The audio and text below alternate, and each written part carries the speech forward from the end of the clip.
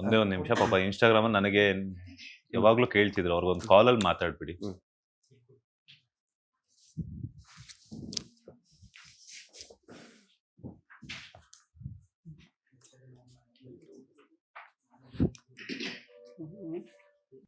ನೀವು ಕೇಳ್ತಿದ್ರಿ ಪಾಪ ನರ್ಸು ನಾನು ಅಂತ ಹೇಳ್ಬಿಟ್ಟು, ಹಾಗೇನೆ ಬರೋದಿಕ್ಕಾಗಲ್ಲ, ಇಲ್ಲಿ ಪೇಷಂಟ್ಸ್ ಇರ್ತಾರೆ ಅಂತ ಹೇಳ್ಬಿಟ್ಟು. ಸೊ ಆ ಒಂದು ಕಾರಣಕ್ಕೆ ನಾನು ಸುಮಾರು ಸಲ ಕೇಳಿದ್ರಿ.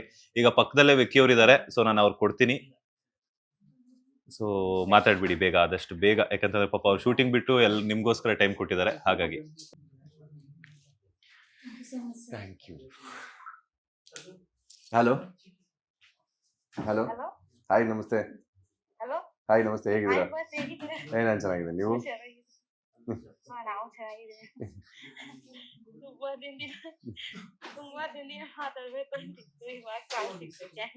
Thank you so much. Thank you so much, thank you so much. ನೋಡ್ತಿದ್ದೀರಾ ನಮ್ಮ ಪ್ರಾಜೆಕ್ಟ್ಗಳೆಲ್ಲ? ಥ್ಯಾಂಕ್ ಯು ಮಾ, ಥ್ಯಾಂಕ್ ಯು ಸೋ ಮಚ್. ಇರ್ಲಿ, ನೀವು ಮಾತಾಡ್ತಾ ಇರೋದೇ ಖುಷಿ. Thank you. ಬಿಗ್ ಬಾಸ್ ಇಂದ ಅಯ್ಯೋ ನೀವು ನೋಡ್ಬೇಕು ಮಾತಾಡಿ ತುಂಬಾ ದಿನ ಆಯ್ತು. ಅಂಡ್ ಹೌದು, thank you. Thank you madam, thank you so much. ಈ ಮುದ್ದು ಸಸಲ್ ಏನ್ ಭದ್ರೇಗೌಡ ಈಗ ಚೇಂಜ್ ಆಗಿದ್ದಾನಲ್ಲ, ಆ ಭದ್ರೇಗೌಡ ನಾನು ಮಿಸ್ ಮಾಡ್ಕೊಂಡ್ಬಿಡ್ತಾ ಇದ್ದೆ. ಸೊ ಎಲ್ಲೋ ಯಾವಾಗ್ಲೂ ಗೋಲ್ ಓರಿಯೆಂಟೆಡ್, ಮತ್ತೆ ಬರೀ ಹಾರ್ಡ್ ವರ್ಕ್, ಬರೀ ಕೆಲಸ ಅದು ಇದು ಅಂತ ನೋಡ್ತಿದ್ದವನು. ನನ್ ಮನೆಗೆ ಹೋದ್ರು ಅಷ್ಟೇನೆ, ಬುಕ್ಸ್ ನಂದೇ ಒಂದು ರೂಮ್ ಇದೆ, ಅಲ್ಲಿಗೆ ಹೋಗಿ ಲಾಕ್ ಮಾಡ್ಕೊಂಡೆ ಅಂದ್ರೆ ನಾನೇ, ಅಲ್ಲಿಗೆ ಯಾರು ಎಂಟ್ರಿ ಇಲ್ಲ. ಸೊ ಅಲ್ಲಿಗೆ ಹೋದ್ರೆ ನನ್ ಬಗ್ಗೆ ನಾನು ಯೋಚನೆ ಮಾಡೋದು, ನನ್ನ ಕೆಲ್ಸದ ಬಗ್ಗೆ ಯೋಚನೆ ಮಾಡೋದು. ಸೊ ಇದನ್ ಬಿಟ್ರೆ ನನ್ ಬೇರೆ ಅಲ್ಲಿ ಆ ರೂಮಿಗೆ ಇನ್ನೇನು ತಗೊಂಡೋಗಲ್ಲ ನಾನು. ಸೊ ಅಷ್ಟು ಏನು ಪರ್ಸನಲೈಸ್ಡ್ ಆಗಿ ಇಟ್ಕೊಂಡಿರೋನು. ಇನ್ನೊಬ್ಬ ನನ್ನೊಳಗಿದ್ದಾನೆ ಅಂತ ಗೊತ್ತಾಗಿದೆ ಭದ್ರೇಗೌಡ ಬಂದು ನೋಡಿದ್ಮೇಲೆ ನಾನು. ಸೊ ಸ್ಟಾರ್ಟಿಂಗ್ ಒಂದಷ್ಟು ಕಲರ್ಸ್ ನಂಬಿ ನನಗೊಂದು ಸೀರಿಯಲ್ ಕೊಡ್ತಾರೆ, ನೀನ್ ಇಲ್ಲ ಈ ಸೀರಿಯಲ್ ಮಾಡು ಅಂತ. ಅದಾದ್ಮೇಲೆ ಆ ಸೀರಿಯಲ್ ನೋಡಿದ್ದೆ ನಾನು ಆಗ್ಲೇ, ಇದು ರೀಮೇಕ್ ಸೀರಿಯಲ್ ಆಗಿದ್ರು. ಬಟ್ ಅಲ್ಲಿ ಹೀರೋಯಿನ್ ನೋಡಿ ನಾನೊಂದ್ ಸ್ವಲ್ಪ ಆಗುತ್ತಾ ಈ ಸೀರಿಯಲ್ ವರ್ಕ್ ಆಗುತ್ತಾ, ಈಗ ಮತ್ತೆ ಕೆರಿಯರ್ ಸ್ಟಾರ್ಟ್, ಸಿನಿಮಾ ಮಾಡ್ಬೇಕಾಗಿತ್ತಾ. ಒಂದಷ್ಟು ಜನ ಆಲ್ರೆಡಿ ಬೈಯಕ್ ಸ್ಟಾರ್ಟ್ ಮಾಡ್ಬಿಟ್ಟಿದ್ರು, ಸಿನಿಮಾ ಮಾಡ್ಬೇಕು, ಅದೊಂದು ಸೀರಿಯಲ್ ಯಾಕೆ ಮತ್ತೆ ಒಪ್ಕೊಂಡಿದ್ಯಾ, ಹಂಗೆ ಹಿಂಗೆ ಅದು ಇದು ಅಂತೆಲ್ಲ. ಅವ್ರಿಗೆ ನಾನು ಆನ್ಸರ್ ಮಾಡ್ಬೇಕು, ಅದಾಗದೆ ಇನ್ನೂ ಒಂದ್ 2-3 ತಿಂಗಳಾದ್ಮೇಲೆ ಹೆಂಗ್ ಆನ್ಸರ್ ಮಾಡೋದು ಅಂತ. ಬಟ್ ಯಾವಾಗ ನಾನು ಭದ್ರೇಗೌಡನ ಹುಡ್ಕೋಕ್ ಹೋದ್ನೋ, ಸೊ ಈಸ್ ಸೋ ಸ್ಪೆಷಲ್. ನಾವು ಅವ್ನು ಎಲ್ ಬೇಕಾದ್ರೂ ಕುತ್ಕೋತಾನೆ, ಎಲ್ಲಾರ ಜೊತೆಗೂ ಆರಾಮಾಗಿರ್ತಾನೆ, ಅವ್ನ್ಗ ಅದು ಇದು ಅಂತ ಏನಿಲ್ಲ, ಆ ಪ್ರೀತಿ ವಿಶ್ವಾಸ ಒಂದೇ ಗೊತ್ತಿರೋದು. ತುಂಬಾ ಚೆನ್ನಾಗಿದ್ದಾನೆ. ನಂಗೆ ಅವನನ್ನ ಮಿಸ್ ಮಾಡ್ಕೊಂಡ್ಬಿಡ್ತಾ ಇದ್ದೆ ಏನಾದ್ರು ಮಾಡಿರಲಿಲ್ಲ ಅಂದ್ರೆ. ಭದ್ರೇಗೌಡ ಕ್ಯಾರೆಕ್ಟರ್ ತುಂಬಾ ಚೆನ್ನಾಗಿ ಮಾಡ್ತಾರೆ, ನಿಮಗೆ ಬಿಟ್ರೆ ಬೇರೆ ಯಾರಿಗೂ ಸೂಟ್ ಆಗಲ್ಲ. ಅದು ಫುಲ್ ಆಳವಾಗಿ ಬಿಗ್ ಬಾಸ್ ಅಲ್ಲಿ ನೋಡಿರೋ ವಿಕ್ಕಿಗೂ ಭದ್ರೇಗೌಡಗೂ ಸಿಕ್ಕಾಪಟ್ಟೆ ಡಿಫ್ರೆನ್ಸ್ ಇದೆ, ನಾವಂತ ನೋಡ್ತೀವಿ. ಅಂದ್ರೆ ಇನ್ನು ಏನ್ ಭದ್ರೇಗೌಡನಿಂದ ಎಕ್ಸ್ಪೆಕ್ಟ್ ಮಾಡ್ತಾ ಇದೀರಾ? ಅಂದ್ರೆ ಈ ಮುದ್ದು ಸೊಸೆ ಸೀರಿಯಲ್ ಅಲ್ಲಿ ಇನ್ನು ಭದ್ರೇಗೌಡನಿಂದ ಇವ್ನು ಹಿಂಗ್ ಬಂದ್ರೆ ಚೆನ್ನಾಗಿರತ್ತೆ, ಹಿಂಗಂದ್ರೆ ಚೆನ್ನಾಗಿರತ್ತೆ. ಸೊ ಇದಕ್ಕೆ ಕೆಲಸ ಮಾಡೋದು.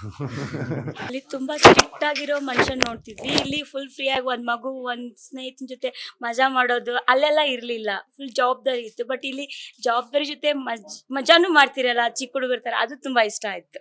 ಇದೇ ಕಂಟಿನ್ಯೂ ಆಗ್ಲಿ, ಚೆನ್ನಾಗಿ ಇಲ್ಲ ಭದ್ರೇಗೌಡ ಹಂಗೆ ಆಕ್ಚುಲಿ ಇರೋದು. ತ್ರಿವಿಕ್ರಮ್ ಫಸ್ಟ್ ಊರಲ್ಲಿದ್ದಾಗ ಹಳ್ಳಿಲಿದ್ದಾಗ ಅವನೆಲ್ಲ ಹಂಗೆ ಇದ್ದಿದ್ದು. ನನ್ನ ಫ್ರೆಂಡ್ಸ್ ಜೊತೆಗೆ ಅಷ್ಟೇ ಎಂಜಾಯ್ ಮಾಡ್ತಾ ಇದ್ದಿದ್ದು. ಈಗೇನ್ ಕ್ವಾಟ್ಲೆ ಜೊತೆಗೆ ಏನಿದ್ದೀನಲ್ಲ ಅಷ್ಟೇ ಎಂಜಾಯ್ ಮಾಡ್ತಾ ಇದ್ದಿದ್ದು. ನಮ್ಗಾಗಿನೂ ಹೊರಗಡೆ ಪ್ರಪಂಚ ಏನು ಅಂತ ಗೊತ್ತಿರ್ಲಿಲ್ಲ. ಈ ಬೆಂಗಳೂರಿಗೆ ಬಂದ್ಮೇಲೆ ಒಂದಷ್ಟು ವಿಷಯಗಳು ಜವಾಬ್ದಾರಿಗಳನ್ನ ತಲೆಗೆ ಹಾಕೊಂಡ್ಬಿಡ್ತೀವಲ್ಲ, ಅವಾಗ ಅಷ್ಟು ಸ್ಟ್ರಿಕ್ಟ್ ಆಗ್ಬೇಕಾಗುತ್ತೆ, ಅವಾಗ ಸಾಮ್ರಾಟ್ ಆಗ್ಬಿಡ್ತೀವಿ. ಈ ಹಳ್ಳಿಲಿ ಮತ್ತೆ ನಮ್ಮೂರು ಮನೆ ಏನು ಟೆನ್ಷನ್ಸ್ಗಳಿಲ್ಲ ಅಂತಂದಾಗ ಆ ಭದ್ರೇಗೌಡನು ಅಂತವ್ರು ಆಚೆ ಬರ್ತಾ ಇರ್ತಾರೆ. ಹಂಗೆ ರಿಸರ್ಚ್ ಹಂಗೆ ಚೆನ್ನಾಗಿ ಕಾಣಿಸ್ತೀರ ನೋಡಕ್ಕೆ. Thank you so much.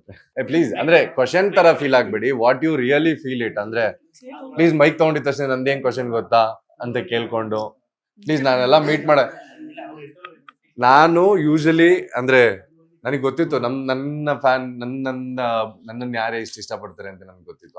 ಇಲ್ಲಿ ಏನು ಬುಕ್ ಮಾಡ್ಕೊಂಡ್ವಿ ಅಂತಂದ್ರೆ ಆರಾಮಾಗಿ ಕುತ್ಕೊಂಡು ಮಾತಾಡೋಣ. ಈಗ ನನ್ ಮನೆಗ್ ಬಂದ್ರಿ ಅಂತಂದ್ರೆ ನಿಮ್ಗೆ ಆ ಕಸಿವಿಸಿ ಇರುತ್ತೆ, ಮನೆ ಇದೆ, ಆರಾಮಾಗಿ ಬನ್ನಿ ಕೂತ್ಕೊಳ್ಳಿ, ಆರಾಮಾಗಿ ಮಾತಾಡೋಣ. ಅಂಡ್ ನಿಮ್ದೇ ಆದಂತ ಕ್ವಶನ್ಸ್ಗಳು ಇರುತ್ತೆ. ಈಗ ಎಲ್ಲರೂ ಮೊಬೈಲ್ ತಗ ಟೈಪ್ ಮಾಡಿ ಕಳ್ಸಿ ಅಂತಂದ್ರೆ ರಪ ಅಂತ ಇಷ್ಟುದ್ದ ಪ್ಯಾರಾ ಮಾಡಿ ಟೈಪ್ ಮಾಡಿ ಕಳಿಸ್ತೀರಾ. ಅದನ್ನೇ ಹೇಳಿದ್ದು. ಅದನ್ನ ಏನಾರು ಬೇಸ್ ವಾಯ್ಸ್ಗೆ ಹಾಕೊಂಡು ಏನಾರು ಕಿವಿ ಕೇಳಿಸ್ಕೊಂಡ್ಬಿಟ್ರೆ ಎದ್ರುಕೊಂಡ್ಬಿಡ್ಬೇಕು ಹಂಗ್ ಟೈಪ್ ಮಾಡಿರ್ತಾರೆ. ಮಾತಾಡಿ ಅಂದ್ರೆ ಸರ್ ದಟ್ ಇಸ್ ವಾಟ್. ಅಂದ್ರೆ ನಿಮ್ಮಿಂದನೇ ಬೇಕಾಗಿರೋದು ನನಗೆ. ಸೊ ಕ್ವಶನ್ ಅಂತ ಫೀಲ್ ಆಗ್ದಿಲ್ಲ, ಪ್ಲೀಸ್ ಓಪನ್ ಹಾರ್ಟೆಡ್ ಆಗಿ ಮಾತಾಡಿ. ನೋಡ್ಬೇಕನ್ನೋ ಆಸೆ ಅದು ಒಂದಿದೆ ಬಿಗ್ ಸ್ಕ್ರೀನ್ ಅಲ್ಲಿ ನೋಡ್ಬೇಕು. ಸಿ ಅದಕ್ಕೆ ಇನ್ ಜನರಲ್ ಆಗಿ ಏನಾಗುತ್ತೆ ಗೊತ್ತಾ, ಒಂದು ನನ್ನನ್ನ ತುಂಬಾ ಜನ ಇಷ್ಟಪಡ್ತಾರೆ ಅಂತ ಒಂದ್ ಕಡೆ ನಾನು ಇಷ್ಟಪಟ್ಬಿಟ್ಟು ಏನಾದ್ರು ಗಿನ್ಮಾ ಅಂತ ಅಡಿಪಾಯ ಇಲ್ದಂಗೆ ಏನಾದ್ರು ಬ್ಲೂ ಪ್ರಿಂಟ್ ಇಲ್ದಲ್ಲ ಬಂದೆ ಅಂತ ಅನ್ಕೊಳ್ಳಿ, it is a waste investment, ನನ್ನ ಟೈಮು ಕೂಡ ಅಂಡ್ ನನ್ನ ಮೇಲೆ ದುಡ್ಡು ಹಾಕೋರು ಕೂಡ. ಕ್ಲೀನ್ ಆಗಿ ಆ ಪ್ಲಾಟ್ಫಾರ್ಮ್ ನ ಕ್ರಿಯೇಟ್ ಮಾಡ್ಬೇಕಾಗತ್ತೆ. ಸೊ ಈಗ ನಾನು ಕರೆದು ಮಾತಾಡಿಸ್ತಿರೋ ಉದ್ದೇಶನೂ ಅಷ್ಟೇ, ನಾನು ಹೇಳಕ್ ಹೊರಟಿರೋ ಉದ್ದೇಶನೂ ಅಷ್ಟೇ. ನಾನು ಏನ್ ಮಾಡಕ್ ಹೋಗ್ತಿದ್ದೀನಿ ಅಂತಂದ್ರೆ, ಒಬ್ಬ ಸಿಂಗಲ್ ಮ್ಯಾನ್ ಆಗಿ ನಾನು ಎಲ್ಲಿವರೆಗೂ ನುಗ್ಬೋದು ಅಂಡ್ ನನ್ನ ಜೊತೆಗೆ ಯಾರನ್ನ ಕರ್ಕೊಂಡು ಹೋಗ್ಬೇಕು ಅನ್ನೋದನ್ನ ನಾನು ಪ್ಲಾನ್ ಮಾಡ್ಕೋಬೇಕಾಗುತ್ತೆ. ಇಲ್ಲ ನಾನು ಸಿನಿಮಾ ಮಾಡ್ತಾ ಇದ್ದೀನಿ, ಬಂದ್ಬಿಡಿ ಥಿಯೇಟರ್ಗೆ ಬನ್ನಿ ಅಂತಂದ್ರೆ, ನಮ್ಮ ತಾಯಣಗೂ ಗೊತ್ತು ನಾನು ಥಿಯೇಟರ್ಗೆ ಎಷ್ಟು ಜನ ಬಂದು ನೋಡ್ತಾರೆ ಸಿನಿಮಾ ಅಂತ, ಸರಿನಾ? ನಿಜವಾಗ್ಲೂ ಗೊತ್ತು. So it is not like ನಾನು ತುಂಬಾ ಇದನ್ನಾಗಿ ಹೇಳ್ತಾ ಇರೋದು ಏನಕ್ಕೆ ಅಂತಂದ್ರೆ, it is end of the day business. ಒಂದು ಸಿನಿಮಾ ನನ್ನ ಪ್ಯಾಷನ್ಗೆ ನಾನು ಹೀರೋ ಆಗಿ ಮಾಡ್ಬೋದು ಅಂತಿದ್ರು, end of the day it is a business. ಅಲ್ಲಿ 1 ಕೋಟಿ ಹಾಕಿರೋದು 25 ಲಕ್ಷ ಎಕ್ಸ್ಟ್ರಾ ಬಂದ್ರೆ ಆ ಪ್ರೊಡ್ಯೂಸರ್ ನೆಕ್ಸ್ಟ್ ಬಂದು ನಮಗೆ ಮಾಡೋದು.